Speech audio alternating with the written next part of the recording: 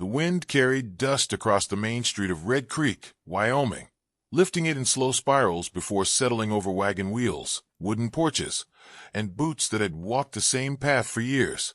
The year was 1879, and though the railroad whistle screamed through the valley twice a week, Red Creek still felt more frontier than town. The saloon leaned a little to the west, the church bell cracked when struck, and the sheriff's office doubled as a place for gossip when the jail was empty. Folks said the town had been built on stubbornness, and if that was true, then no one embodied that stubbornness more than Clara Bell. Clara was not like the other women of Red Creek. While the girls wore calico dresses and practiced hymns on Sunday, she wore leather riding skirts and challenged the ranch hands to horse races across the plains. Her auburn hair was usually windblown, her cheeks dusted with grit from the trail, and her voice, clear, sharp, and unafraid, carried farther than the church choir songs. Men whispered that she was trouble, women whispered she was prideful, and together they branded her with a name that clung like burrs to her reputation. Too wild to Wednesday. But Clara Bell was not reckless. Her wildness was a kind of freedom, freedom from the narrow walls of expectation that had hemmed in her mother and sisters. She had watched too many women bow their heads, accept cruel husbands, or live silent lives, tending kitchens that never felt like their own. Clara refused that future. Every choice she made was a declaration, even if it came at the price of loneliness. On most evenings, Clara could be found riding along the creek bed, her stallion's hooves striking sparks against stone. The sight of her, wind in her hair, eyes fierce with defiance, only fed the townsfolk's gossip. "She'll never settle," muttered Mrs. Hargrove at the general store. "She scares men off quicker than a rattlesnake." But when Clara overheard such talk, she only lifted her chin higher, though deep inside she felt a sting. For all her bravado, Clara longed for something beyond solitude. She dreamed of someone who would see her fire not as a curse, but as a blessing. She imagined a partner strong enough to ride beside her, not ahead, not behind. Still, the longer she carried that dream unspoken, the more it seemed like fantasy in a town that refused to see her worth. The central conflict of Clara's life was not only with the town's judgment, but within herself. Independence had been her shield, yet sometimes the shield grew heavy. She wondered if strength meant always being alone, if love and freedom were destined to be enemies. At 24, she had watched younger girls marry and older women soften into domestic lives, while she stood apart, envied by some, dismissed by others. And so the tale begins in this place of contradiction. A woman admired for her courage, but punished for it. A town both small-minded and watchful, and a secret longing hidden behind fiery eyes. The town of Red Creek had a rhythm. In the mornings, cattle were driven through the main road, kicking up dust. By noon, blacksmith hammers rang out like church bells. In the evenings, men filled the saloon while women tended to suppers. Clara moved through this rhythm like a storm cloud, unpredictable, powerful, impossible to ignore. And though Red Creek tried to contain her spirit with whispers and laughter, Clara Bell could not be contained. Still, whispers alone cannot sustain a story. The town's peace, fragile as glass, was destined to crack. The first fracture came not from within but from the outside, the arrival of a cowboy whose presence would unsettle every assumption the townsfolk had made about Clara Bell. But before his shadow crossed Red Creek, Clara's days unfolded with the same defiant pattern. She would rise with the dawn, hitch her stallion, and ride out to the ridge where the plains opened wide. There, she felt untamed, untouched by judgment, closer to herself. Yet as she looked across the horizon, watching the sun strike gold against the hills, she sometimes wondered what it would feel like to share that view with another. That thought was dangerous. Love was a kind of surrender, and surrender was the one thing Clara had vowed never to give. She remembered her mother's soft eyes, full of love, but emptied by years of silence under her father's commands. She remembered her sister's hurried marriage to a man who spoke more with his fists than his heart. Clara would not repeat their fate. She would not trade freedom for chains, not even chains gilded by love. The conflict, then, was clear. Clara Bell was caught between her yearning for connection and her refusal to be diminished. And the town of Red Creek, blind to her complexity, reduced her to a cruel phrase. Too wild to Wednesday. Yet life has a way of sending what the heart denies. On a particularly hot afternoon, when the air shimmered like glass, and even the cattle slowed their steps, a new figure appeared at the edge of town. He was astride a dark horse, his coat finer than any seen in Red Creek, his hat tilted low against the sun. The whispers began instantly. A stranger, wealthy by the look of his boots, dangerous by the set of his jaw. Clara saw him too, from the porch of the mercantile. For the briefest moment, his gaze caught hers. Neither looked away, and though neither spoke, though the town bustled on as if nothing had shifted, something had begun. A spark, small but undeniable, flickered between two souls scarred in different ways. The townsfolk, blind to nuance, would soon feed on this moment like fire to dry wood. They would call a mistake, a scandal, a story doomed from the start. But for Clara Belle, standing proud with her head held high, it was something else entirely. The first tremor of a future she had never dared to believe in. The setting of Red Creek had been laid, the whispers already sharpened into knives, the heroine revealed in her strength and solitude. And now, with the stranger's arrival, the stage was set for a story of defiance, transformation, and the kind of love that does not tame but frees. The stranger rode into Red Creek with the easy confidence of a man who had seen many towns and judged none of them worth lingering in. His stallion was jet black, its mane glossy under the noonday sun, and its tack spoke of wealth, finely tooled leather with silver accents that caught the light like sparks. Dust clung to the hem of his long duster coat, but the man himself sat tall, unbothered by the heat, his eyes scanning the town with a calm intensity. His name was Jameson Cade, though Red Creek did not yet know it. To them, he was simply the rich cowboy from somewhere beyond the hills, a figure cut from mystery. He was lean but broad-shouldered, with the rugged face of someone who had weathered storms, both natural and personal. A faint scar ran along his jaw, not deep enough to disfigure, but enough to suggest battles won and endured. His wealth was hinted at in the fine stitching of his gloves and the silver buckle at his waist, but his presence spoke more of experience than money. Clara Belle first noticed him as she stepped out of the mercantile, a sack of flour cradled in her arms. Her auburn hair was tied back with a strip of faded ribbon, strands escaping to brush her cheeks. The moment her eyes met his, a ripple passed through her chest, not fear, not attraction exactly, but something she could not name. He looked at her not with the dismissive amusement of the other men in town, but with the steady recognition of one spirit meeting another. "Afternoon, ma'am," he said as he tipped his hat, his voice smooth, but carrying a weight that suggested he was not a man given to wasted words.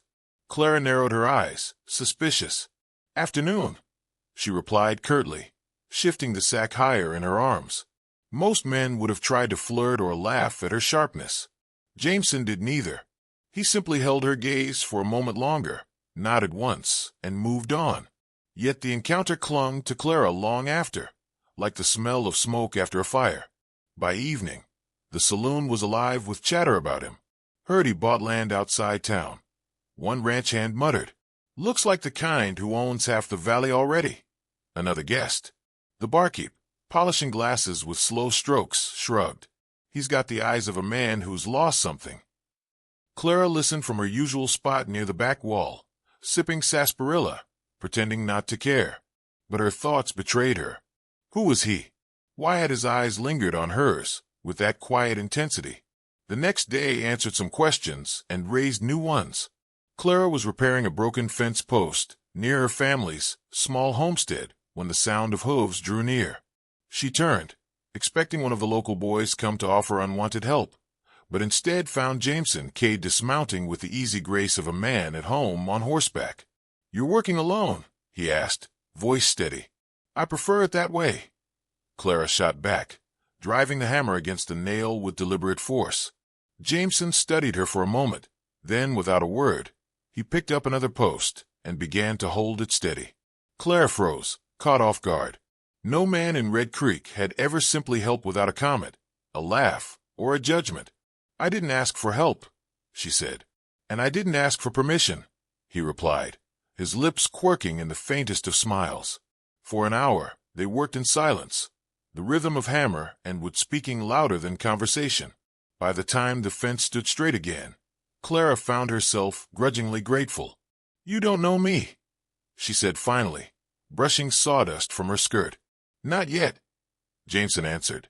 His tone was calm, but his eyes carried that same weight she had noticed before. "But I'd like to." Clara bristled. She wanted to dismiss him, to send him away with a sharp retort, but something in his voice held her back.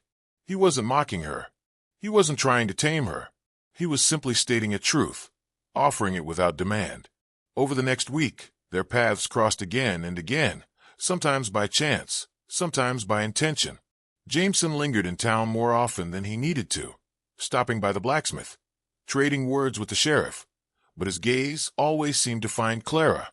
He watched the way she handled her stallion, the way she carried herself with unshakable pride, the way she met the world's scorn head-on. Clara, for her part, tried to remain distant. She told herself he was like the others, another man who would find her too bold, too stubborn, too wild. But Jameson's patience unsettled her. He never pushed, never mocked. When others whispered, "too wild to wed," he seemed to hear something entirely different. One evening, as the sun sank low and painted the plains in gold, Clara found herself riding out along the ridge. She hadn't expected company, but there he was, astride his black stallion, keeping pace beside her without a word. For a long stretch, they rode in silence, the only sound the steady beat of hooves against earth. Finally, she broke the quiet. "Why do you keep turning up where I am?" Jameson's gaze stayed fixed on the horizon. "Because I see a woman who rides like she owns the wind, and I've spent too long among people who mistake freedom for foolishness." Clara's breath caught, though she tried to hide it. No one had ever spoken of her spirit that way, not as a flaw, but as a strength. The moment hung between them, fragile but electric, like the first flash of lightning before a storm. Clara wanted to dismiss his words, to laugh, to shield herself with sarcasm, but instead, she found herself whispering, "And what do you plan to do with such a woman, Mr. Cade?" Jameson turned then, his eyes locking with hers. "Not a damn thing," he said softly, "except ride beside her, if she'll let me." Clara's heart thudded hard against her chest. For years she had been branded too wild, unworthy of love or respect. And now, here was a man who saw her wildness not as a curse, but as the very reason she was beautiful. Yet even as the words settled in her bones, Clara knew the path ahead would not be simple. The town would not stay silent. Whispers would grow into storms, and her own fear of surrender would rise against her. Still, in that golden light, with Jameson's gaze steady upon her, something shifted within her. It was not surrender. It was recognition. The storm had not yet broken, but the clouds were gathering, and Clara Bell, too wild to wed, found herself daring to wonder if perhaps, just perhaps, she had finally met a man wild enough to understand her. The weeks that followed Jameson Cade's arrival brought both whispers and storms. Red Creek was not a place where secrets lasted long, nor where outsiders were welcomed easily. And Jameson, wealthy, enigmatic, and unshakably calm, was like a stone dropped into still water, ripples of tension spreading with every step he took. Clara Bell found herself caught in those ripples. At first, she resisted them, insisting to herself that nothing about her life had changed. She rose before dawn, tended to her chores, rode the wild stretch of land her family still claimed. But the truth pressed harder each day. Jameson was no passing stranger. He was planting roots, and whether she admitted it or not, he had already taken hold of something inside her. The town noticed. The women gossiped in the mercantile, voices sharp with envy. "Imagine him wasting time with her," they whispered. "Too wild to wed, too stubborn to soften. What's he thinking?" The men muttered in the saloon, their laughter edged with bitterness. Some called him a fool. Others called him dangerous. The loudest among them was Sheriff Warren Dugan, a broad man with a heavy jaw and a sense of authority that stretched beyond his badge. He had long harbored resentment toward Clara, whose independence he considered insolence, and Jameson's presence only deepened the wound. One evening, as Jameson leaned against the bar with quiet ease, Dugan slammed his glass down hard enough to silence the room. "You ought to know, Kate," the sheriff drawled. "That woman ain't worth your trouble. She don't belong to any man, and she sure as hell won't belong to you." The words hung thick, daring Jameson to react. But he didn't flare or fight. Instead, he fixed Dugan with a steady gaze, his voice low but sharp enough to cut through the smoky air. "Maybe she doesn't belong to anyone," Jameson replied. "That's what makes her worth more than you can measure." A murmur swept through the saloon. Clara, who had overheard from the doorway, felt a rush of heat rise to her cheeks, not shame, but a fierce, unfamiliar pride. Someone had finally said aloud what she had longed to hear. But pride was not enough to shield her from what came next. The town turned colder. Friends became distant, opportunities dried up. Farmers who once traded fairly with her family began to shortchange them. At the church social, whispers followed her every step. Children were pulled away from her path, as if independence might be contagious. Clara tried to stand tall, as she always had, but the weight grew heavier by the day. Jameson remained a steady presence, offering quiet reassurances, his patience unwavering. He didn't press her to change, nor did he attempt to fight her battles for her. Instead, he stood beside her, his loyalty a shield even when the town's disdain became open hostility. Still, conflict brewed within Clara herself. For years she had worn her wildness like armor, proof against loneliness, rejection, and disappointment. To lean on someone, even someone as steadfast as Jameson, felt like weakness. She battled herself as fiercely as she battled the town's judgment, torn between the urge to push him away and the growing desire to let him stay. The breaking point came with fire. Late one night, Clara woke to the sharp crack of wood splintering and the acrid sting of smoke. Her family's barn was ablaze, flames leaping high into the darkness. She and her brother rushed with buckets, shouting, but the fire spread too quickly. Horses screamed, and Clara's heart twisted as she fought desperately, her arms aching, her throat raw. And then, Jameson was there. He rode hard into the chaos, leaping from his stallion with a force that sent sparks scattering. He didn't hesitate. While Clara battled the flames with water, Jameson broke the barn doors wide, driving the terrified animals to safety. His coat caught fire at the hem, his arms blackened with soot, but he pressed on until every last horse was free. By dawn, the barn was reduced to charred ruins, the ground still smoldering. Clara collapsed against the fence, her face streaked with ash and tears. Jameson knelt beside her, silent, his hand steady on her shoulder. When at last she found her voice, it broke on the words. "They did this. They want me gone. They want us gone." Jameson's jaw tightened. He knew she was right. The fire had not been an accident. It was a warning. But Clara's despair was deeper than anger. "All my life, I fought to prove I don't need saving, that I can stand on my own. And now," she gestured toward the ruin, her voice trembling, "now I don't even know who I am without the fight." Jameson's eyes met hers, fierce and unyielding. "You're not less because you're tired of fighting. You're not weaker because you let someone stand with you. Strength isn't about standing alone, Clara. It's about knowing when not to." His words sank deep, cutting through the fear and pride that had ruled her for so long. For the first time, Clara allowed herself to lean, not on walls of defiance, but on him. And in that fragile surrender, something within her shifted. The town still whispered. Enemies still lingered in the shadows. The fire had not ended the conflict. It had only begun it. But Clara Bell, once too wild to wed, was no longer fighting the battle alone. She had begun to see that her wildness was not a curse to be tamed, but a force to be shared, tempered by trust, strengthened by love. And though the road ahead promised storms, for the first time in her life, she was ready to face them not as an outcast, but as a woman transformed. Morning in Red Creek broke quiet after the fire, the kind of silence that comes not from peace, but from fear. The smoke that had curled above Clara Bell's barn was gone, but the memory of it clung heavy in the air. Folks in town went about their routines with eyes averted, unwilling to meet hers, unwilling to acknowledge what had been done. To speak it aloud would mean admitting that envy, pride, and cruelty lived among them.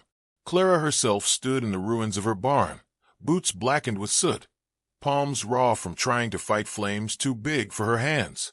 She felt hollow, like the structure that once sheltered her horses. For so long, she had carried herself like an oak tree, unyielding, rooted, untouchable. Now she felt splintered. Jameson Cade had stayed through the night. His shirt was torn, his skin scraped where fire and smoke had bitten him, but he had refused to leave her side. At dawn, he leaned against a fence post, arms crossed, watching Clara as if waiting for her to decide who she wanted to be when the sun rose again. Finally, she spoke, voice low but steady. "They'll never accept me, Jameson. Not as I am. Not with you at my side." His reply came with no hesitation. "Then we stop asking them to." The word struck her with both terror and hope. She had never imagined a life beyond Red Creek. For all its cruelty, it was home, its rivers, its plains, its stubborn skies. Yet Jameson's vision stretched further. His wealth wasn't what drew her. It was his certainty, his refusal to bend under the weight of gossip or fear. That morning, she made a choice. Not to surrender her wildness, not to erase the defiance that made her who she was, but to forge a path with someone who saw it not as a flaw, but as fire worth tending. Still, before leaving Red Creek behind, there was one truth to face. The following Sunday, Clara and Jameson walked into the town's church, shoulders squared, steps measured. Conversation died the moment they entered. Every pair of eyes followed them, sharp as arrows. Sheriff Warren Dugan stood near the altar, arms folded, smirk tugging at his lips as though waiting for her to break. Clara's heart pounded, but she did not falter. She stepped forward, her voice clear enough to reach every corner of the sanctuary. "I know what some of you think of me," she began. "You call me wild. You say I don't know my place. Maybe you're right. I've spoken when others stayed quiet. I've worked land when others said it wasn't fit for a woman. I've lived without asking permission, and yes, I've paid the price for it." A ripple moved through the pews. Some faces softened, others hardened. Clara continued, her words steady as stone. "But let me tell you this. A woman who will not bow is not dangerous. She's necessary. Because every town, every family, every heart needs someone who reminds them that freedom matters more than fear. You tried to burn that out of me. You failed." She turned then, resting her gaze on Jameson, whose eyes held nothing but pride. "This man doesn't tame me. He stands with me. And if you can't see the difference, then perhaps it's not me who needs changing, but you." For a moment, silence reigned. Then, an old farmer, Mr. Ellis, who had once traded fairly with her late father, rose slowly from the back, his hat in his hands. He gave a nod. "Your pa would have been proud of you, Clara." Others shifted uneasily, some unable to meet her eyes. A few followed Ellis' example, nodding in respect, though many remained cold. Acceptance did not sweep the room, but seeds had been planted, and Clara knew not all soil was barren. That night, she and Jameson packed what little she would take. The rest, the scars, the whispers, the ashes, she left behind. They rode west beneath a horizon painted in shades of gold and crimson, a horizon that seemed endless. As the prairie opened before them, Clara felt something uncoil inside her. For the first time, she wasn't running from loneliness or fighting against judgment. She was moving toward something, toward a life where her wildness was not a burden, but a gift. Jameson rode beside her, his presence steady, a reminder that love was not a chain but a partnership. He didn't smother her fire. He sheltered it, so it could burn brighter. In time, they would build a ranch together, one where horses ran free, where neighbors were chosen, not assigned by proximity. Word would travel back to Red Creek, carried by travelers and traders. Clara Bell had not been tamed, but transformed, not by a man's control, but by the courage to let herself be loved. And those who once scorned her would hear of her life with Jameson Cade, the laughter, the land, the stubborn joy. And some would envy, others admire, but none could deny that she had carved her own place in a world that had tried to deny her one. The moral of Clara's story was not that wildness must be softened, or that love demands surrender. It was something deeper, something harder earned. True love is not about taming or possessing. It is about standing beside someone in their fiercest storms, refusing to let them fight alone. Strength is not diminished by partnership, it is magnified. And so the tale of Clara Belle, once branded Too Wild to Wed, lingered in the echoes of Western romance, a story whispered along campfires and saloon tables, a reminder that the heart cannot be broken by judgment when it has learned to stand in its own truth. Because in the end, it was not a rich cowboy who tamed her heart. It was her heart, brave enough to trust, that tamed the loneliness she once thought would last forever.